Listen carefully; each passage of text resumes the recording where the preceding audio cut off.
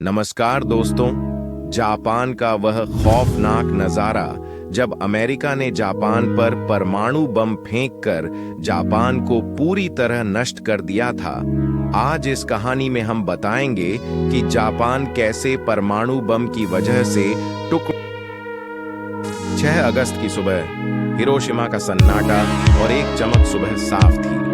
8:15 के आसपास आकाश में एक विमान की आवाज आई। ऐसा कुछ नहीं लगा जो पहले न सुना हो। अचानक एक चकाचौंध करती चमक, मानो किसी ने सूरज को हमारे बिल्कुल ऊपर जला दिया हो। मैं समझ भी नहीं पाई कि हुआ क्या है। बस कुछ ही पल में धक्का, गर्म हवा का थपेड़ा और कांच के टुकड़ों की बरसात। दीवारें थरथराईं, कान सुन्न हो गए। 4 धमाके की लहर, शरीर बचा, पर आसपास की दुनिया बिखर गई। खिड़कियों के शीशे उड़े, दरवाजे भीतर की ओर धकेल दिए गए।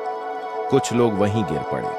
हम में से कईयों के कपड़े झुलस गए। धूल, धुआं और राख ने आसमान को ढक लिया। मैं उठने की कोशिश करती हूं। घुटनों पर धूल, आंखों में किरचे, सिर में भनभनाहट, पर सब 5 आग और सन्नाटा। शहर का नक्शा बदलता हुआ जहां नजर जाती, आग की जीभें उठती दिखती। लकड़ी के घर, कागजी दीवारें, सब तुरंत पकड़े आग।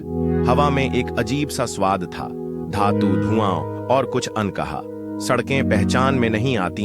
इमारतें जैसे कागज की मकानियां गिर गई हों।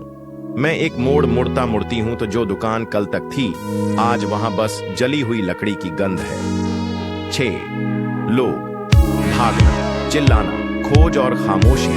किसी ने अपनी मां को पुकारा, किसी ने अपने बच्चे को। किसी का नाम पुकारते पुकारते आवाज बैठ गई।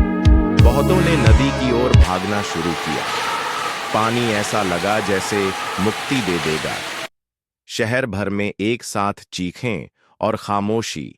चीखें इसलिए कि दर्द असहनीय था। 7 काली बारिश, डर का नया चेहरा। थोड़ी देर बाद बूंदें गिरी, पर यह सामान्य बारिश नहीं थी। पानी में काला कालिक सा रंग, कपड़ों पर दाग छोड़ता, त्वचा पर चिपकता। किसी ने कहा, यह जहर है, घर के अंदर जाओ। किसी ने कहा, इसे पी लो, शरीर ठंडा होगा। कोई नहीं जानता था कि यह रेडियोधर्मी राख है। उस अनजानियत ने दहशत को और गहरा कर दिया। 8 अस्पताल, जिनके अपने पंख जल चुके थे। मैं अस्पताल की ओर भागी।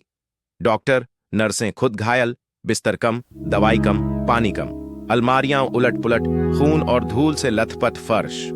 जो सीख हमने पहले के हवाई हमलों से ली थी, यहां वह सब बेकार थी, क्योंकि हम ऐसी तबाही को समझ ही नहीं पा रहे थे। किसी को जलन, किसी को चक्कर, किसी को उल्टियां। संचार टूटे, अफवाहों की रफ्तार बिजली से तेज। टेलीफोन के तार टूटे, डाकघर खामोश, रेल पटरियां टेढ़ी। सूचना का प्रवाह रुकते ही अफवाहों का जाल फैल गया। टोक्यो भी खत्म। पूरे देश पर जहर छिड़का गया।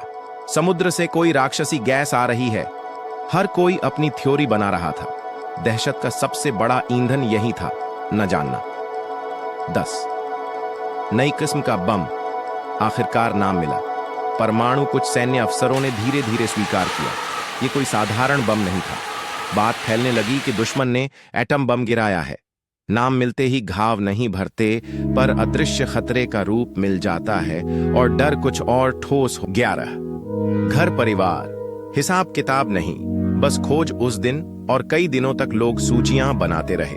कौन मिला, कौन नहीं मिला, किसका घर कहां था, अब कहां है। मंदिरों, स्कूलों को अस्थायी शरण स्थल बना दिया गया। जो थोड़ा बहुत खाना बचता, उसे बांटा जाता।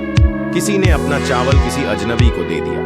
दहशत में भी मानवता की लौ धुंधली होकर भी टिमटिमाती रही। 9 अगस्त, नागासाकी की खबर और डर की दूसरी लहर। हम अभी हिरोशिमा के सदमे से उबर भी नहीं पाए थे कि 9 अगस्त को खबर आई, नागासाकी पर भी भयानक धमाका हुआ है। यह सुनते ही लगा कि ये कोई एक शहर की त्रासदी नहीं, देश के सीने पर लगा घाव है। जो लोग रिश्तेदारों को संदेश भेजने निकले थे, वे वापस खाली हाथ लौटे। रेलें, सड़कों के पुल, सब प्रभावित, सबकी किल्लत। हमने कुओं की सफाई की, बारिश का पानी इकट्ठा किया, कपड़ों को उबाल कर बांधा। हर घर छोटा सा अस्पताल बन गया। दहशत अब व्यवस्थित हो रही थी, डर के साथ जुगाड़ चल रहा था।